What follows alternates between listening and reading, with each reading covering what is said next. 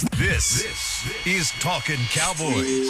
Streaming live from the Dallas Cowboys World Headquarters at the Star in Frisco. First down. Jason Witten is in the end zone. Buried. Sacked by Lawrence. Prescott keeps it, and he bangs it in for the touchdown. Here are Mickey Spagnola, Brian Broaddus, Rob Phillips, and Taylor Stern.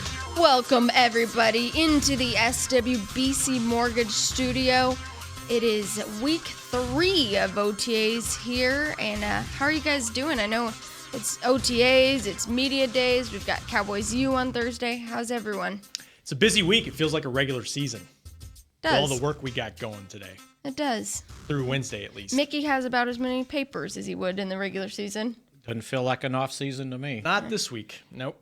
No game season. No, I mean, but, you know, a lot of good content, too, with the stuff, the access we're having with the players. Really excited about the things that we're doing with Tail of the Tape. And I know Somos Cowboys is doing some things. Mike Marshall working on some things for the television side with Lindsey Draper. So, you know, it's good to have these players in that kind of setting that you kind of can ask them a little bit different questions. I love the Tail of the Tape things that we're doing. The fact breaking down a play with the guys, going back and kind of getting an idea of what they were thinking. I thought working with Jeff Heath yesterday was a lot of fun just because of that play he made in the Oakland game, you know, to save it and kind of what he was seeing and thinking. And the GOAT play. Yeah, so that'll all be on DallasCowboys.com. I mean, like Mickey said, not much of an offseason. We'll keep putting that stuff out for you. Yeah, they're fun.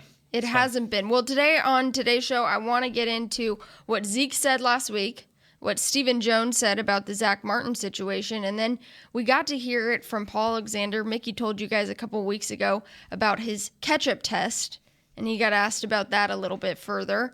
And then we'll have some fun with Rob's Twitter poll of the backup quarterback, which I think will always be a lively, fun debate. Did you forget? Yeah. Something. No, yeah. you still have time. I can still do it. Yes, Not yes. sure I know how to do it on my phone. I'll show you at the break.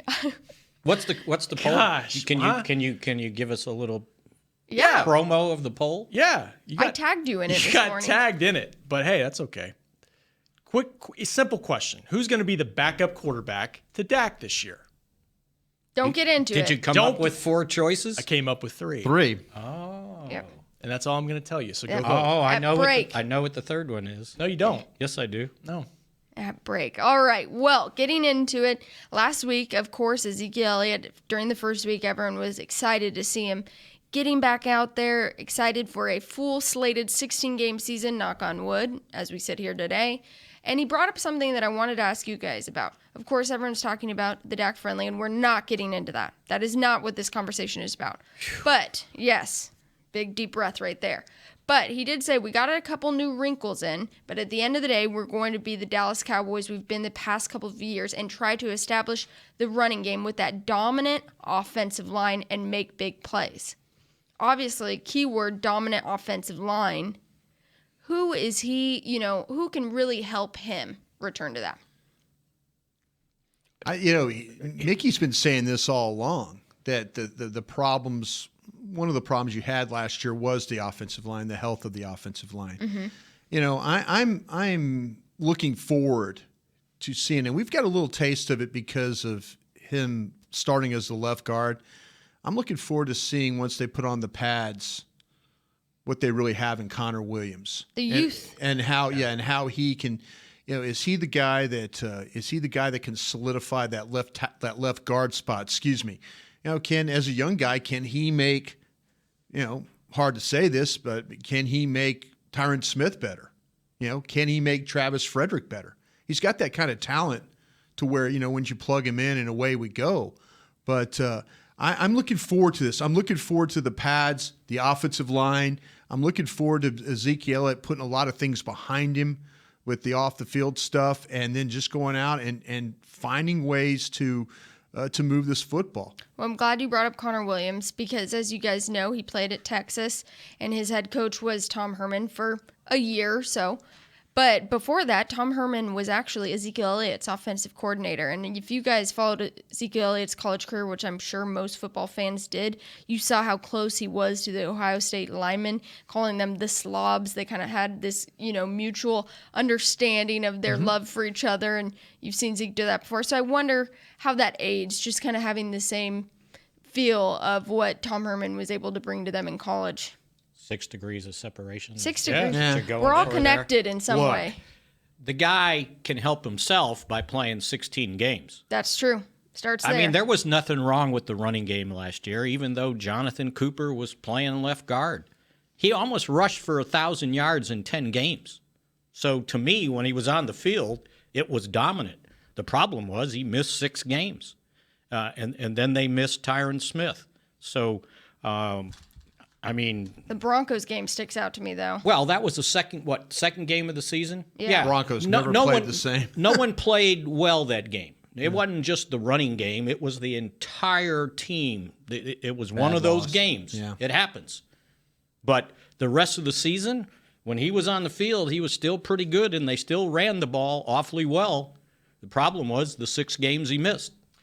Yeah, I'll take it one step further though, because to Brian's point, I think Connor Williams. I'm bullish on him. I feel like he can get this thing back solidified, and not just the left guard position. It allows Lyle Collins potentially to stay at right tackle, where I thought he had a solid season, got better as the season went along.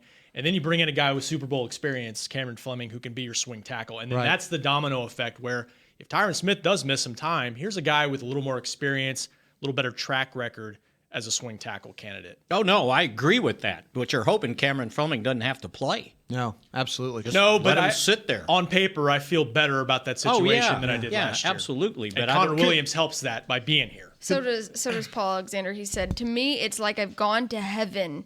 It's the most beautiful football situation I've ever been in. No offense to Cincinnati. Yeah, and he was their O-line coach for 23 years. Yeah. So I mean that's saying something. But hey, when you step into a job where you're coaching 3 Pro Bowlers who have been all pros at some point, that's pretty good. Well, and like you guys are saying, there's a perfect blend of veterans and youth. Yeah. And he pointed out a potential 4th. He's big on Lyle Collins, by the way. Yeah. I think. Yeah. So No, it's easy. Lyle Collins. I mean, he's the one Easy guy. to be. I kind of watching him in these practices and stuff like that. He seems like that. A, like you said, Taylor, very happy that he didn't have to move. B is that he could build on what he was able to do last year. I haven't seen any real struggle with him. Sometimes you see some breakdowns with other people, but it's not with him. He seems to be right back to where he was at the end of the season. Could this wide receiver crew help Ezekiel Elliott? it better. Well, absolutely, it needs to. Yeah. Because if they don't find a way to effectively throw the football, or guys get open, and Mickey likes to talk about this, and he could be absolutely right. Could people just stack the box and say, okay, and they've run against some stacked boxes before, but how consistently can they run against stacked boxes if, in fact, that none of these receivers step up and it give them anything on the outside to be a threat? I made a comment about the offensive line and the young guys and all that, and looking forward to that. But also the receivers. I mean, if they don't figure that out, that could be very problematic for this team moving the football. Not only trying to run it, but if it gets in the situation where they're in some those long yardage situations or medium yard situations, and you got guys that aren't getting open, then they're not moving the sticks.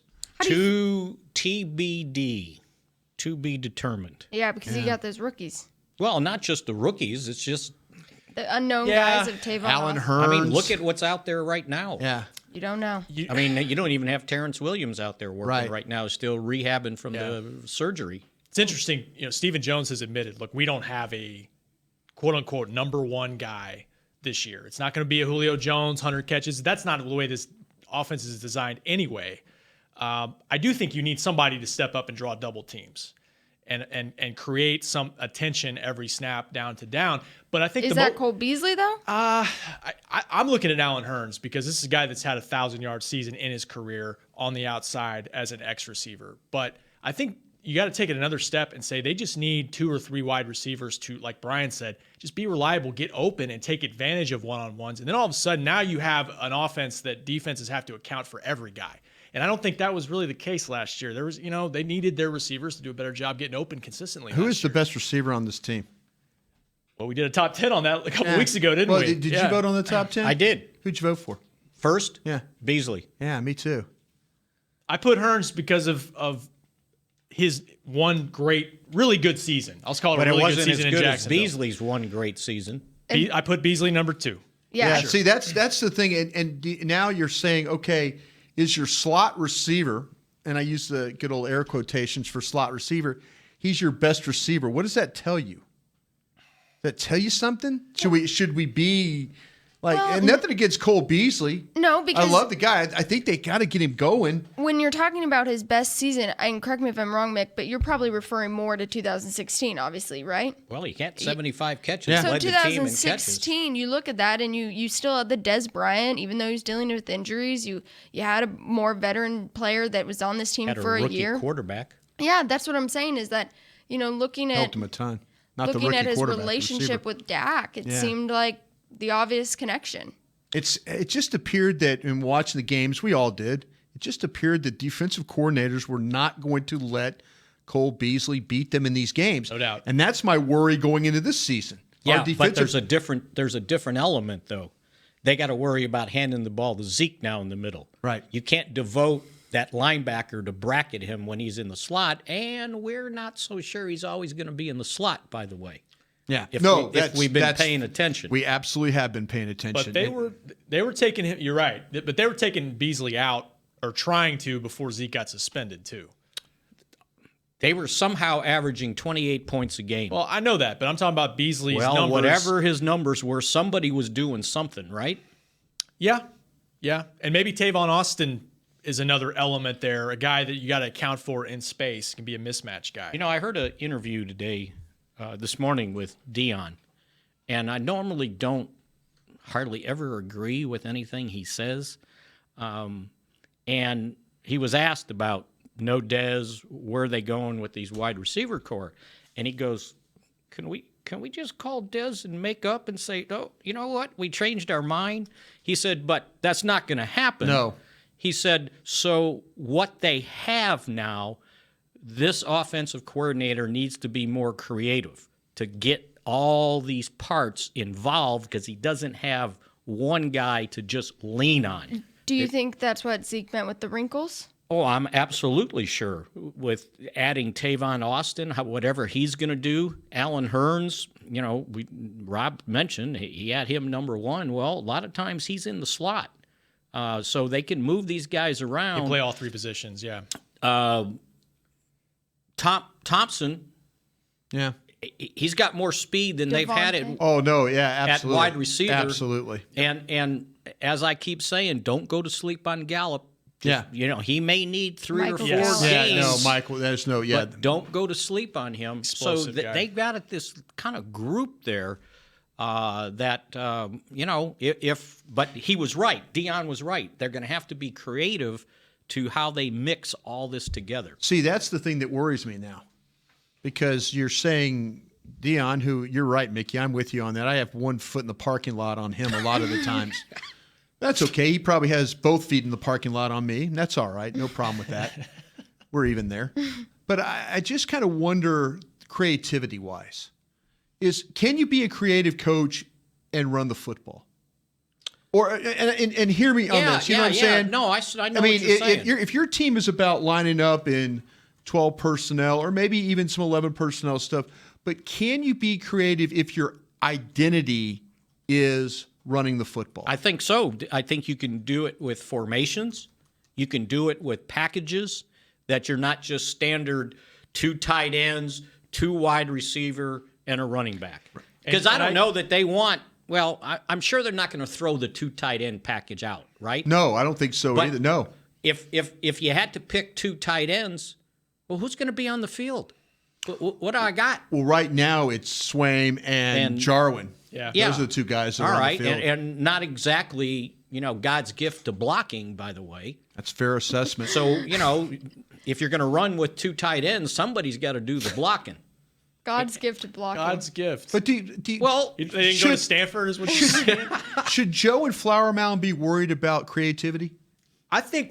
I'm going to just ask because what you've seen. Yeah, and that's fair. You could and say, I mean, because creativity could be that Scott Linehan is not being creative because Ezekiel just told you, hey, we're going to get back to running the football. Well, no, but there's different ways to do it. Yeah. And there's different ways to create lessen the confusion in the middle of the field by Oh, you're sucking air in your teeth. You're pulling Mickey. Mickey does that every once in a while. More wide receiver end arounds.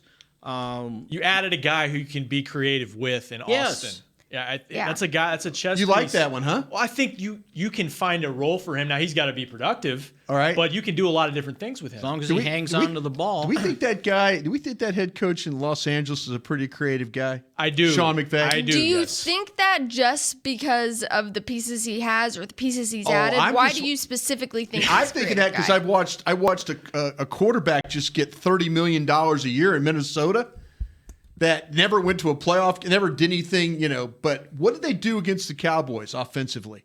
Always found a way to move the football. Yeah, they're creative. Always found a way. So Whether does it's that? Are you saying does that say something about the player? I'm worried a little bit about. I like what you're saying about Tavon Austin. I'm In worried theory. a little bit. Yeah, I'm worried that maybe Scott Linehan's attitude, and it might not be his fault. It might be his attitude is, he got creative in Minnesota. He got creative in Detroit. He's come here, though. They draft Ezekiel Elliott for Tony Romo, but he has to get a quarterback ready. So what does he do? He plays play action. He plays waggle. He plays boot. We see the guy get the rookie of the year. And then you're we see thinking him like, promote Kellen Moore to quarterbacks coach. And I'm with Mickey. I think he does have to get more creative. But maybe it's not his DNA with this current team. The That's what I'm answer, though, that I think you've brought up on this show particularly is Sanjay Law. You have brought up the fact that you believe he is Passing game Moses now. Yeah, you think that he's a creative guy from what you've seen out Oh, there. no. Yeah. And let's remember about Tavon Austin. He played most of last year with a wrist that needed surgery. Okay. Look at his numbers the year before. Hurt his knee, he says, in preseason. Oh, no. too. Look at the numbers Mickey, the year before. You would sit there and take, I'm what was with it, you. 55, I'm with 60 you. catches? I'm with you. I'm just saying, though, that I have a lot of respect just watching the Redskins play the Cowboys all those times, and that guy throwing for damn near 500 yards every time, and it seemed like he was throwing to Jamison Crowder and Pierre Garçon and Jordan Reed, and it always seemed like there was something going on. And then this kid, he sees McVay come in, and maybe the fact that he was so banged up, but they just basically gave up on him, though. They gave up on him, didn't they? No, they did. they Well, did. they gave him away. Yeah, they just gave him away. But I'm just saying, though. They couldn't afford him after all the pieces they're And adding. I'm not trying to hammer Scott Linehan here, but his mindset might be, I'm going to run this football 46% of the time. And that's what Zeke's saying is we've got a line that, hey, just, okay, try and stop us. We're going to line up and we're going to run you over for 4 quarters. That's Zeke's philosophy. I go back to Allen Hurns, though, in the passing game. I feel like, because we watched a play of him this morning. I watched with you for Tail of the Tape and Jacksonville, and he's very Des-like. Yeah. Just give me 6. Just watching him run and that's play. What my whole argument. Give me 69 catches. Give me Des numbers from last year. Can he do that? 60 catches, 6 touchdowns. I don't think you should equate running the ball better with running the ball more. You can run the ball better and be more productive with Zeke on the field. It doesn't mean he's got to have 30 carries a game.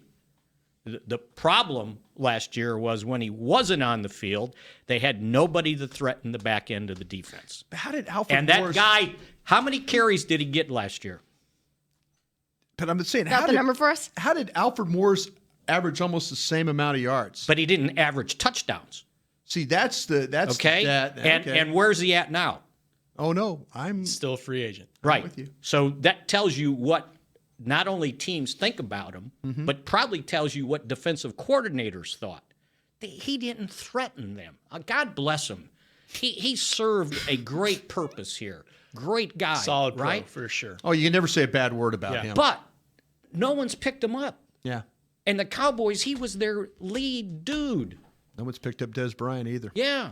Those are your 2 lead dudes on offense, and they're still sitting there right now. As Brian would say, Yeah.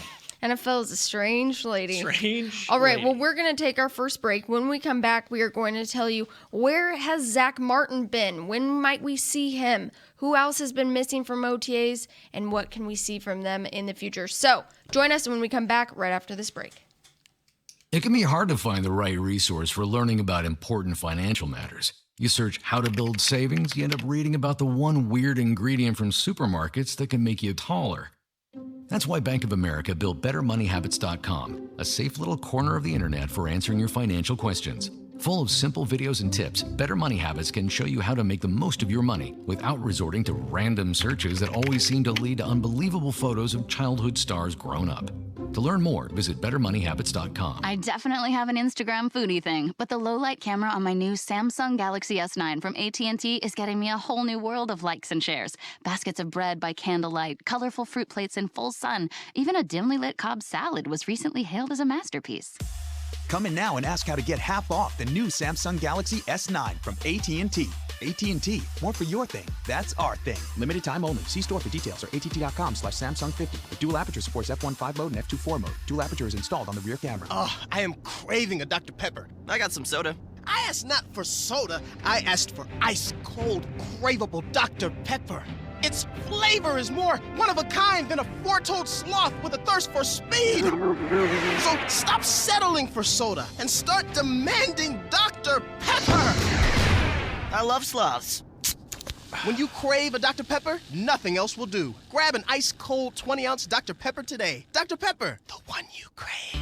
To work this big land, you need equipment with values rooted as deep in Texas soil as you are. Like John Deere compact tractors with a 6-year powertrain warranty and big features that help you work less so you have more time to do what you love. John Deere was first in the Texas fields, and we're proud to be on the field as the official ag and turf equipment of the Dallas Cowboys. Find Texas-sized deals at myjohndeerdealer.com/football. Terms, conditions, exclusions, and warranty limitations apply. See dealer for details. This is Talkin Cowboys. A true cowboy loves his freedom, Brian. Tommy John gives you that feeling of freedom where it counts with a contour pouch that nestles you in fabrics that you can barely feel. Shop exclusive Cowboys underwear at TommyJohn.com/Cowboys for 20% off your first order. TommyJohn.com/Cowboys. Thank you so much, Robert. Way to go, Rob. Thanks, Mick. We are back I haven't squirmed all day, have I? No. You've just been straight-faced, ready Tommy to go. John. Tommy John. Tommy John. Yeah. Gets you set up, ready to go. Okay, so last week of OTAs, next week is minicamp, then they break for the summer. We all know how Brian feels about that. Not a big fan of their schedule. Not Time at all. to hold your breath. The full schedule has been released. We posted about it on DallasCowboys.com last week. They leave out for training camp Oxnard Point Magoo on July 24th, and they will anticipate to return on August 17th. So they have some time off, but until then, we're at training, or we're at OTAs, and we're at minicamp. And of course, no Zack Martin so far through the OTAs. Obviously, everything with the contract. But Stephen Jones, of course, echoing the message that no one wants him here more than they do. But can we anticipate that it will be done before training camp? What are you guys really feeling in your gut? I don't have a feeling on that anymore. I thought it was going to get done last summer. I still think it's going to get done before the start of this season, would probably be my gut, because last year Zach decided I just want to focus on the season. Which seems smart. Yeah, I mean, that's his right. So I think if following that logic, but they would push to get something done by the end of preseason. I don't know that's going to happen, but the fact that we've heard he's been working out here, even though he's not participating in the OTAs, I don't consider this like a quote-unquote holdout or something where it's contentious at all. So that's good. That's a good sign. He's under contract, right? Yes. Mm-hmm. So he'll be here next week. He will be. Mandatory. Will he practice? Yeah, Maybe not. Maybe not, but he'll be here out there. Yeah. Can he choose that, or would? Well, I don't know if that they would force him. Yeah, they're not going to ask him. They're not going to make it a contentious thing. Yeah. And it's one of those things where, if they want to get this done too, they don't want to put him in a situation where he might, you get put in a position where you get hurt. It'll be done by July 29th. You think so? Early in camp. All right. Because those first 3 days they can't put pads on, right? Right. So 26, 27, 28. He's on the plane. He's on the plane to go out even there? if he's not, he's under contract. He's got to report. Yeah. Yeah. Otherwise, you're subjected to be fined. Yeah. I think this will get done when Zack Martin tells his agent to get it done. because that's ultimately what you have to do, right? That's what's going to happen. I mean, the whole thing's probably about structure. Well, how much guaranteed money are you giving me? Yeah, we looked what kind of year guarantees? Just doing radio the other day on 105.3, and I kind of went through the top 5 guards, Zeitler and those guys, Gabe Jackson, people like that, and all the ones that fans know so well. Yeah, but those guys are making an average of like $12 million a year. Norvell. Yeah. So I think that it's going to be, this is going to get done when Zack Martin says, listen, okay, that's a fair deal. Let's do it. Yeah. I think the Cowboys are just, they want to get it done. But I've made this mention before. This is a position that traditionally has not been paid until recently. And you're trying to figure out, it seems like every time a guy signs a new deal at guard, a guy comes along and beats that deal. So you have to structure it in a way. Cowboys have got some situations, too, where guys in the future, if you look forward, have got some contracts that they have to think about. So you have to make sure that not only for this year, but in coming years, that your situation is good enough to kind of make sure that you can sign everybody that you need to sign. And so, but I do think I agree with Mickey. I think it's going to get done in training camp. But I do believe it's going to be when Zack Martin says to his agents, okay, that's good enough. Let's put this behind us. It's a fair deal. Move on. Okay. And come this week, they picked up $3 more million in the salary cap. Right. The June 1 payoff for Orlando Scandrick. Right. They get his base salary back. So you get $3 million there. Not that they need more money for this year, because if they signed him to a long-term deal, his $9.3 million base salary is going to go down. Right. And it'll factor out that I bet they cut that in half. So they'll pick up even some more money. You already got your draft class signed, Could they go ahead and say play under the current contract this year and then next year? You could if you wanted to, Yeah. if you felt like you had the room. But what's his feeling on that? Does he want the security now? No. Well, I think he's saying sign the deal. Sign the deal. But let him have $9.3 million the way this it's year. structured. Right. Yeah. Right. Because you have the room for it now. Right. Yeah, that absolutely. Makes sense. And then have Build it go. onto it, Build yeah. onto What you have to be careful, though, if you give him a signing bonus, you don't want that to add on to $9.3 million. Right. So you would like to restructure that. And he's going to make $9.3 million this year. Right. Somehow, some way. Right. Between signing bonus, how much they pay up front, and then guarantees down the road. They're going to have to get him somewhere between $12 and $14 million. Now, do you want to pay him more than Tyron Smith? That, my friend, is the way that contracts fall. Guards Right? over tackles, though? It doesn't matter. It's the timing of the whole It's deal. the timing. He came along at the right time in history where guards are now getting paid.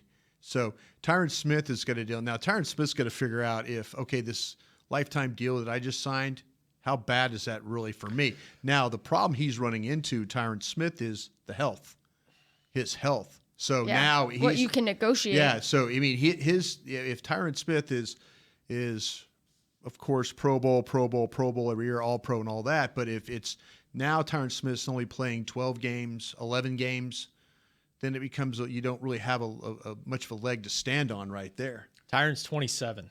Feels like he should be about 35. You know, this whole deal is kind of reminiscent of Greg Ellis signing that long-term deal. Yes. And he was coming off a torn Achilles, I believe, and he ended up signing 7-year deal or something like that. Yeah. And then Wasn't happy with it by the end of it. By the end of it, it was like, this is not very good. No. And which I think I've told you guys this story before. We were talking about it. Pat Summerall was part of the discussion, and I said, you know what happened is he signed that deal, and then all of a sudden the contracts for the defensive ends exploded. Right. The salary cap went up, and I said, he's a little bit bitter about it, and he just came along too soon. Too soon. And Summerall goes, we all came around too soon, Yeah. meaning what he was getting paid to be an announcer and then what they're getting paid now. The other thing about that, too, is they moved him to linebacker, which he didn't want to do. And that might affect in the 3-4 thing. That could affect your asking power too. So, or your earning power. Well, anyway, But anyway, But yeah, Tyron got like a 10-year deal a few years when ago. Tyron signed, that was great, right? Yeah, Zack Martin is going to be the highest paid lineman for the Cowboys. On July 29th. Exactly. July. By down. July 29th. By July 29th. Yeah. Sorry to put words in your mouth. Yes. All right, well, Could be tomorrow. That's by July 29th. by July 29th. We're always right. So they're missing, what, eight guys, if I counted right? Well, guys are just not in the practicing. OTs, yeah, for whatever reason. You've got him. Right. Sean Lee, they're holding out. Right. Lawrence, they're holding out. Right. Ely's still rehabbing from his shoulder surgery. Right. Looney from his wrist surgery. Right. Lewis Neal has a hamstring. Mm-hmm. He's still rehabbing. We mentioned Tyron Williams and then Terrence Williams. Tyrone Williams. It's okay. And then David Irving. Yes, so the last two names on there, I wanted to ask you guys this, and it's Charles kind of Tapper's out now. And too. Tapper. And That's Tapper right. injured well, last we'll week. see. Supposedly it wasn't that bad of a concussion. I hope not. I like the guy, and I'd like to see him not actually that's be able to have 9. some- All right, this question, bear with me because it sounds mean, but it's not intended to be mean. What are you being mean today? I'm not trying to be, but I'm asking, who do you think had a worse offseason, Terrence Williams or David Irving? Because when you look at both of them, you know, they both have such a great opportunity. Terrence Williams being the obvious one. You don't have Des Bryant in front of you anymore. Go out there, show him what's up. You know, he posts on social media more and talks about this and what he can do. And, you know, from the majority of his career, he's been able to kind of understand his role on this team. He's had some flashes, some unbelievable catches. Obviously, Seattle game sticks out in your mind. But it's just this offseason has not been going his way on the field with the injuries. And now you're looking at some different off the fields. And then you're looking at someone like David Irving where you've known some different off the field situations. He's had the suspension. Went through a whole contract thing where they were waiting to see if he was going to get tendered or Went not, through right? that whole Yeah, tender yeah, process. You've seen some different things on social media with his, you know, family, and that's been unfortunate to see that play out. And then just now he needs to get back into shape, and I just don't know. I mean, both of them, I just want to be like, why can't you just get it together? Williams wouldn't be practicing anyway. But that's what I'm saying. I mean, That's he just part had of a the deal, bad yeah. offseason. I mean, part of the deal, he got hurt. Broke his fifth metatarsal. So Yeah. Did we ever figure out how we did that? was he running barefoot in the parking lot? I don't. There was 3 a.m. or I was wondering if you and your your I- newspaper man, Investigative. your newspaper man, whatever he was doing out there. Newspaper man. But that's what I'm saying. I mean, even that, you know, it's just unfortunate. Some of these things, of course, they can't control. I think from a competition standpoint, there's a more glaring need for David Irving to get in there and settle this defensive tackle situation. Although when we talked about receiver, needing to find a guy, and I think Williams has got some competition there, even though I think his experience is valued. Gallup, he's right. Yeah, but boy, they need David Irving to step in there and play that 3 technique or some. You know, especially right now with Collins being hurt, you know, the depth there is not great. So I look at that more so than receiver, even though we don't have defined roles at receiver yet. Well, he's opened the door for Jihad Ward. Who's played really well in the stuff I've watched. Yeah.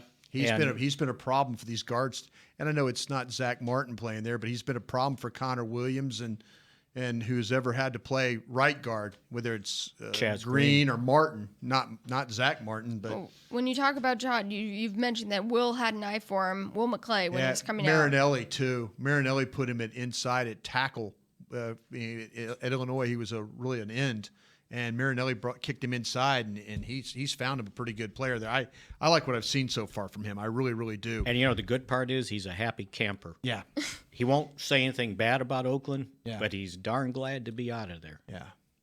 He didn't get a chance to see what Gruden would bring, Well, or Vegas. They didn't give him a chance either. Because if you remember, his rookie year wasn't all that bad for you know, where he was drafted and everything. Let me ask you guys this. Expected, though, kind of from what we've known about David Irving in the past, is that one of the most unfulfilled so far careers? He's Like the potential was. And what really nails home your point is that he will tell you that. He will say, look, I've done some stupid stuff back to college where I think he got kicked off the team. Is that right? Iowa State, yeah. He understands he's part of the reason why he doesn't have a long-term deal. Self-inflicted. Yeah, he'll admit it to you. So, yeah, for sure. He's got amazing talent. He definitely was overweight. Yeah. I don't know what he was doing. I shouldn't call him that. I'm the same way. And then Yeah, but Marinelli did. Okay, Marinelli can call me that too. Yeah. Right now, he's too fat. Thanks, Oh, Coach. hey, Bill. Bill? And he's got to take care of his personal life. Yeah. And I don't know if they're allowing him to kind of figure all that out and get all that straight before the season starts or not. But he's got to take care of that. And so I don't know if they've given him some leeway, and we'll find out, right? But, it sort of reminds me of somewhat Leon Lett. Leon was always going to be that guy the next year, and then something would happen. Yeah. He'd get hurt. He'd get suspended. And it's like the season starts like the gangbusters, yeah. and then he'd get hurt. Yeah. And it's like he was going to be this great Pro Bowl player 6 times, right? And it just never happened. And there's kind of similarity in the way they play. Yeah. Kind of a unique frame and ability to play multiple spots. And play inside. Yeah. And so that's a good comparison. Yeah. I mean, you hate to say it, but, because I'm sure Leon figures, I just never really reached what everybody thought I could have. Well, from what you're talking about with, are you surprised by this type of situation? No. I mean, I remember after the Green Bay game and David Irving, wins NFC Defensive Player of the Week, and you bring up Marinelli, he's very honest about his guys, and I remember people were like, well, what does this mean for him now? And he goes, show me it again. Right. All that they've wanted to see from him is the consistency. Incredible talent. And, you see these flashes and then suspension. You see this and then something else. And, it's just show me consistency. I know a lot of people have been talking about DeMarcus Lawrence in this offseason, but he has to do the same thing. He has to have another consistent year of success. So, unfortunately. You feel like, though, that Lawrence tracking up. Yes, absolutely. With David Irving, you're like, okay, glad he's back. Don't know. And then, but you're like going, oh, if we could just get him on the field and let him play 16 games, man, averages like a sack a game. It's incredible. I've never seen a player be more productive for as little time as he plays. He could have challenged Lawrence with a full season. Well, what did he end up with? 7, 8 sacks in 8 games. Yeah. And he had the concussion to end the year. It's incredible to see him play the way he does. And then, but you look at reliability. That's all these front office and coaches want. And Taylor, you even said it. It's that reliability. Well, do you trust him? The good thing is, you know what he is. Right. You know what Terrence Williams is. So these OTAs, they're great. They're learning sessions, but you're giving other guys a chance to find out a little bit more about before you put the pads on. There you go. Right? You're right. Yeah. And there's other guys. There's other spots. Dayton Jones is getting to play more than he would. Those are your starters. Ward and Jones are your 2 starters inside. Defensive end, Taco's getting more reps with DeMarcus Lawrence getting some rest days. Yeah. So that's good for him. Oh, my list just grew to 10 now. Collins, I forgot he was out. Yeah. I don't want it to keep growing. It keeps growing every Don't time let I it. think about it. Well, as long as it's not growing in training camp. Yeah, that's when we have deal those with we have those hamstrings. shows we do, and everybody's like, "All right, Mickey, fire through the injury report." And 15. Well, that was the show today. Okay, Thank that's you very segment much. number 1. We'll be back in a moment. Yeah, exactly. I think we're all hopeful for David Irving, but I think if I'm going into this camp, I'm skeptical. I'm hopeful but skeptical. Is that right? Is that like an oxymoron? Am I No. And you know what? Or am I being a moron for thinking that? I think when he finished the season last year, in the back of his mind, it was like, I don't know if I'm coming back. Yeah. I don't know if they trust me, and it's my fault. One thing to Other think than about, the too. concussion, I guess. Yeah, which he started the year with the suspension, into the year with 4 games out with the concussion. I'm with you with the hopeful part because, look, he's on a 1-year deal. He's got a lot to prove. He's a restricted free agent, 1-year tender.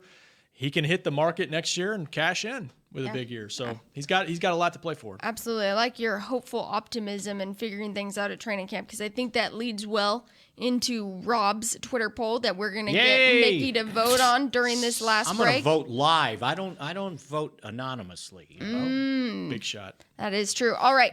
Join us after this break. We'll be right back. Cowboys fans know that the second best of anything simply won't cut it, and your skincare should be no different. A longtime locker room favorite of the players and the official men's skincare skincare brand of the Dallas Cowboys, Dallas-based Jack Black is the #1 best-selling men's skincare brand in the country because we make products that help guys look, smell, and feel better. Visit getjackblack.com/cowboys to get $10 off your first order of $50 or more. Jack Black. Look good, smell good, feel good. Official men's skincare brand of the Dallas Cowboys. Star Sports Tours is the only official fan travel partner of the Dallas Cowboys, offering exclusive game weekend travel packages with sideline access and photo ops with current players, alumni, and cheerleaders. That's not all, though. You'll get to talk X's and O's with Senior Director of Player Personnel Will McClay, and of course with yours truly, me, Brian Broaddus. You can trust the official fan travel partner of the Dallas Cowboys, and with us, you'll travel like a pro. Visit cowboystravel.com to book your travel package today. Before there was a draft, you could size up a cowboy by 3 simple factors: the crease in his hat, the bend of his brim, and his unbending attitude. A man Stetson didn't just protect him from what life threw at him, it projected a rugged, unstoppable spirit. Stetson hats are still American-made with pride right here in Texas. They're still the unofficial crown of all self-respecting cowboys, and Stetson is proud to be on the field with America's team. Find a retailer nearest you at stetson.com/cowboys. What does it mean to be a Dallas Cowboys fan? It means you've got the passion and the heart to do your part supporting the boys no matter what. That's why when the game's on the line, you're on your feet, whether you're at home or in the stands. Actually, you're more than a fan. You are a member of Cowboys Nation, and so is AT&T, doing their part to keep you connected to America's team all season long. AT&T is a proud member of Cowboys Nation. This is Talkin Cowboys. Hey, let's not forget about Papa John's Pizza, because we know why it tastes so great. Those ingredients, the veggies, fresh, So good. whole, never frozen, and that pepperoni. Yeah, they need to get some of that pepperoni here because it's 100% USDA approved, and with ingredients like that, you have better pizza, and it's Papa John's. I have a present for you, Mick. You know, they got media days going on. Yeah? And they're, trying to feed everyone that's working it and everything. So I'm going to bring you some Papa John's because it stays fresh all day too. All right. Well, just bring a little because I'm trying to get in shape for training camp. Because once we hit Bike training season. camp, it's bikini season. We don't stay. We in know shape. you take off your shirt in front of us and put on other shirts. And by the way, Messing with Sasquatch. 74 years ago, D-Day invasion today. Why am I laughing? Yeah. Because you didn't know that was I happening. didn't know that was going to be the transition. I know. It's just a little historical. Did your dad? It's time My for Mickey's dad Minute. landed on Omaha Beach on June 8th. So he was in the second wave. And I'm guessing 25 years old, probably never shot a gun at anybody. And when they landed, there were, at the end, all 50 miles. Oh, sure. I was reading, I wanted to catch up, 4,000 troops dead. Yeah. And when they landed and they're wading through the water, guess what was there 2 days later waiting for them? I would have said, no, I changed my mind. Can I get back on the boat? Well. Wow. So, 74 Craziness. years ago. But it, all led to liberating France. And Important day for sure. Yeah. Very, very important day. All right. Well, Rob's Twitter poll. All right, back to football. Who will be the backup quarterback this season? Mickey, you got 3 options. Cooper Rush, Mike White, the rookie, or an outside veteran currently not on this roster. that's what I knew was going to be the third choice, to be determined. It will start off with Cooper Rush. Not saying that's how it's going to end. Well, the question's how's it going to end? Oh, I thought it was who's going to be the... No, I mean, it'll start off with Cooper Rush during the season. This season, okay. And then beware of what happened last year. You keeping 3, keeping Mike White? Yes. Okay. At this point, now, we'll see what happens when the pads come on. Who else? Who's got Okay. a vote? I love me some. So you said, how is this going to end? Yeah, I guess I mean when the season starts, and if you want to take it a step further, Okay. who's your number 2 behind Dak? Okay. Luckily, the beautiful thing about your Twitter poll, I think, is the interaction we have from fans. And a lot of times, even though they vote, they also respond to everything that, is going on. No, they do. They give us giving ideas. their comments. Yeah. And I thought one in particular that I saw, and I will have to find out the exact name, but someone said, start out with Rush. He gets traded for somebody out there. Then by week 8, Mike White is breathing down their neck. I'll have to find this exactly because I was like, so a fan we've went through a seen whole crazier things. fan went through a whole scenario. Yes, this was Victor. He said they trade Rush before week 1, and White will be breathing down Dak's neck by week 8. Broadus is right. Hashtag Broadus is right, huh? I like Mike White. I still think Cooper Rush is going to be the backup quarterback, though. I do. Yeah. Cooper Rush, though, he's kind of one of those guys, but I think that there was really no pressure on him last year. The way he came into training camp, they gave him the reps he took. He was able to make those good. He went into games. He was very productive. He was one of the most productive quarterbacks, young quarterbacks in the league. If you just look at the preseason game, I think he led the NFL in all those statistical categories. So I think he will once again be your backup quarterback. But I think now he does have some pressure on him. I think he's going to have to perform as well or better than what he did when he made this football team last year. They obviously like Mike White. Mike White is a guy that, and I hope I'm not blowing smoke up everybody's rear about this, but Mike White is on my board I had him as a higher grade than Dak Prescott. If you look at the two as evaluations, I think Mike White, whether it's here or somewhere else, will be a starting quarterback in the National Football League. I just don't think he'll be this year. So did they have a fourth quarterback last year in training camp, or was it just 3 of them? And I was referencing Kellen Moore was pressure. They had remember just 3? They had the quarterback from Florida that they couldn't take a snap. He was cut by the he was cut by OTAs. I think they went to Austin Appleby. Yeah, I think they went to 3. They went with 3. So there was no one if they were going to keep 3. Right. Oh no. They had the veteran guy. They brought in the veteran guy, one of the McCowns. Oh yeah. One of the McCowns. Oh, Luke McCown. Remember, one of the McCowns came in halfway through. I loved his quote. He Yeah, said, halfway "I'm through- more than through just a camp?" camp arm." Halfway. Halfway. He's. Oh, that's right. Yeah. That's right. We were in That's- Oxnard. He was that's coming right. into Oxnard when we were getting ready to leave. Because he was a lot skinnier than And he I was thought he was. Right. part of the time. And then he got They got hurt. him off the couch. Remember, they gave him $250,000 to get off the couch. Yeah. Okay, so anyway, I felt like, though, again, with Cooper Rush, no real pressure on him. And he was able to perform well. He's got some pressure on him now. Because Mike White needs to perform well, too. They're not just going to give Mike White that job. But if they're going to go for a young movement, and both those guys are young, but I sure do like Mike White. Well, myself. we're going to get a chance to see him, especially in preseason, because I can't imagine they're going to play Dak all that much, although they need to with all the new wide receivers. Yeah. So you're going to have to find a happy balance. That's there. what training camp's for to me. Yeah. What I need is I don't need any of these receivers, knock on wood, I don't need any hamstrings. I don't need you to miss any time. I need everybody out there. They got to evaluate. Yes. I need everybody out there. I need your running routes against those young corners. So I think they're pretty good.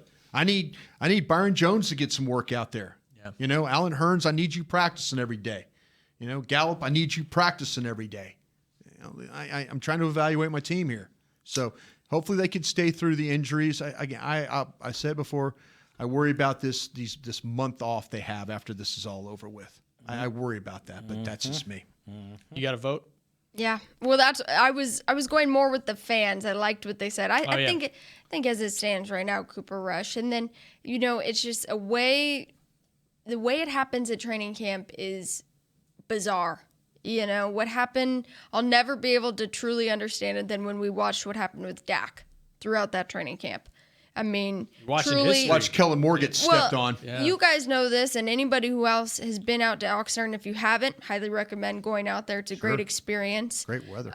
But, I mean, I remember we were out there, and you're standing there, and you guys know when the big players come out, you hear it. Yeah. And the first few days, Dak was out there throwing the football. I don't think anyone really cared or noticed him. By the end of that camp, there were a lot of cheers. Yeah.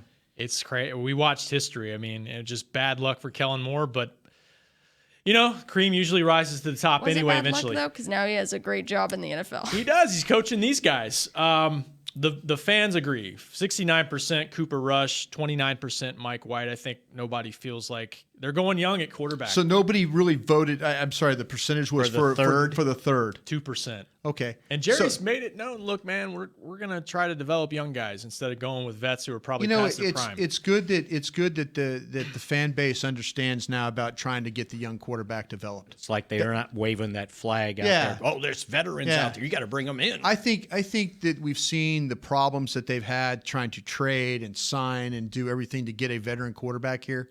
I think the fans have had enough. I think they've had enough of that. Hey, if we're gonna go down, let's go down swinging with a young guy. Let's play with Cooper Rush. Let's throw Mike White out there. Heck, Dak Prescott's young. Keep throwing him out there. They tried Whedon. They tried Castle. It didn't work. Didn't work.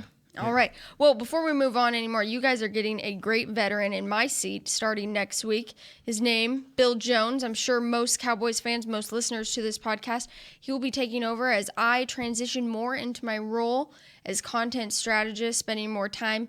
And I know everyone loves meetings. So thank you guys. Thanks to everyone who's listened, who's tweeted, who's played along with Rob's Twitter poll, Mickey's Minute. We've had good times on this show. So Bill Jones will do a great job. But I do ask all of you guys as you keep... Okay, Kent. Thank you, though. Thank you, Kent. Kent has always produced the best podcast. But... as you guys keep going and we're trying to continually improve our content, as brought up at the beginning of the show, tail of the tape, different things like that, tweet at me. Let me know. I can share it with some people. We can get some more ideas flowing, because when you just get it out there and share what you want to see, we can probably help you get that. We are lucky enough here. So thank you guys. And thank you, Tay, for what you did. I mean, we've been together more than any. I mean, I know you and Bill originally started this thing a long time ago. So on television. Even. So, but no, I do appreciate, Tay, your enthusiasm for the job. To try and get us all on the same page is not an easy thing to do. Cat wrangler. Yeah. So Bill's going to come in for one show and then... And then you're going to training camp. And then we're going to figure it out. Crazy schedule, you know? Then it's going to be introduce him. 3 old men and a young man. What, you didn't want to do one more show? It was just a mutual decision. Yeah. Mutual decision. Well, I've loved this dynamic. I've loved the energy you brought. And, we've had Bill on this show, and we love Bill, but we're going to miss you for sure. Yes, absolutely. Well, she's not going anywhere. Still going to be bugging Mickey on I thought she was leaving. On this set. Mickey's one of those guys. I got a little note, and it was like, okay, she found another job. She's leaving. Oh, no, I'm she not did all leaving. she could to get away from She's you. moving to Arkansas or something. I'm not leaving. I am staying here. Content strategist, moving into that new role. You never know. We might be having more podcasts. We might be doing some other things. But let us know what you guys think. Yeah. Oh, no, they're going to let you make that decision? I love Mickey, man. If anyone's ever questioned this, it's just the best. Yes. Well, you're the strategist. It's like, a baseball team. They got the guy up in the box. Moneyball. He's the strategist, I'm just sitting there doing the numbers. Car racing as strategist. How can we get mix shots to get more views? Guys, we need mix shots to get more views. I'm going to write about Kyler Murray tomorrow. How about that? Baseball? 9th pick in the draft. Who are you? So only played 1 year of college Moving on as we get back into just football. I know we're talking about... Can we go to Washington with the Eagles? Oh, they're not going. NFLPA. Bill Jones, welcome to the show. Pretty strong statement there. From the PA, what did they say? We'll miss you, Tay. Oh, gosh. You're going to spend 7 more minutes talking about something so depressing? I thought you were going to go the last 5 minutes, but Our we got a union show to is finish out here. disappointed in the decision by the White House to disinvite players from the Philadelphia Eagles from being recognized and celebrated by all Americans for their accomplishment. This decision by the White House has led to the cancellation of several player-led community service events for young people in the Washington, D.C. area. NFL players love their country, support our troops, and give back to their communities and strive to make America a better place. The report in the Philadelphia Inquirer said Jeffrey Lurie and maybe 10 players were going to go. Yeah. So they decided that they just didn't want something that's not going to go away quietly. Very divisive. But while we've been on this show, also, of course, we have to send our thoughts and prayers to Dwight Clark's family and the San Francisco 49ers organization. And then just recently, literally moments ago, Dave Gettleman announced that he has lymphoma. So thinking of them as well. Dave's a good scout. Known him a long time. And, it's these diseases and sicknesses, they don't play they don't play favorites. Pick and choose. They don't pick and choose. So and thoughts with Dave. I know the whole scouting committee, wonderful man with the Giants, fiery competitor. I respect what the Eagles are doing as well, with their situation. So a lot going on in this losing somebody, a lot of things going on in the world with other things as well. So we'll try and make the best we can out of it. Good for the 49ers that they had the day for Dwight Clark, and sure we were there. That was the Cowboy game. That was the game we were at. And, the writing was on the wall. You just don't recover from ALS. Nope. Ugh, and they had him in the box there, and he was able to kind of stand up and be recognized. And that video they did was just fabulous. And they were fortunate to have done an interview with him early in that disease, so he was able to kind of speak that way. But it was it was pretty powerful. Real quick, but for recent fans of the NFL and for football, when you think of the catch, you think of Odell Beckham Jr. And maybe even some fans mainly think of Des Bryant and the catch that wasn't, and how the catch rule has come to be and the different things that the NFLPA and the owners and everybody has voted on. But Dwight Clark's The Catch was unbelievable. And if you have a chance, just YouTube it and watch it, because it's incredible. What it did, it changed the course of history for two franchises. Absolutely did. Because San Francisco had never been to the Super Bowl. Never. And the Cowboys were getting ready to go for the 6th time. Yeah. And we saw what happened to the Cowboys in the 80s, and the San Francisco 49ers took over as the team of the 80s when the Cowboys were basically sharing the team of the 70s with the Pittsburgh Steelers. Right. I mean, they went to 5 Super Bowls in a decade, and they were getting ready to go to their 6th until he pulls in that catch. Dwight, I met him. He was the general manager for the Cleveland Browns when I was in scouting, and I went up and introduced myself to him, and I said, I cried the day you caught that ball being a Cowboy fan. Yeah. I cried. And he goes, well, Joe was trying to throw it away, and, we got lucky and all that. And then I would see him at other meetings, at other functions, and he would go, hey, Brian, I caught that ball. Still caught it. And I go, you caught it, so it's. And Joe Montana would never admit he was trying to throw it away. Dwight said he's throwing it away. Yeah, it's a heck of a throw by me. Those words have never come out of Montana's mouth. He was trying to throw it away. So it's a tough loss, really tough loss for him. 61 years old. Yeah. I know, so young. But we're moving into a new season. Obviously, new shows, different things. We have your Deep Blues coming up with Parcells and some other storylines. Yep.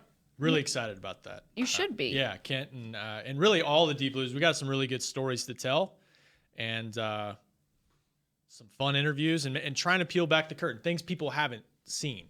That's our goal, is to try to tell some stories that isn't a rehash of previous stuff. Which there are a lot of stories around this building and around this history of not only this That's team, what's great about it. Yeah, it's endless. You could have a brainstorming session for months. Yeah, and then it goes into deeper ones. I mean, you're talking about Leon Lett earlier. Great Deep Blue on him that I had no idea, this amazing life story. So, great stuff. Yeah. Yeah. Look forward to that preseason time. Yes. We'll start rolling those out. All right, guys. Well, thank you for my final Talkin Cowboys, and Bill will join you next week. And as Mickey said, the last show before you guys break for training camp. Oh. What are you going to do? One more to go. What are we going to do? Wouldn't want it to end on any other way than a Mickey sigh. We love you, Tay. All right, thanks. See ya. This has been a production of DallasCowboys.com and the Dallas Cowboys Football Club. How about this, Cowboys?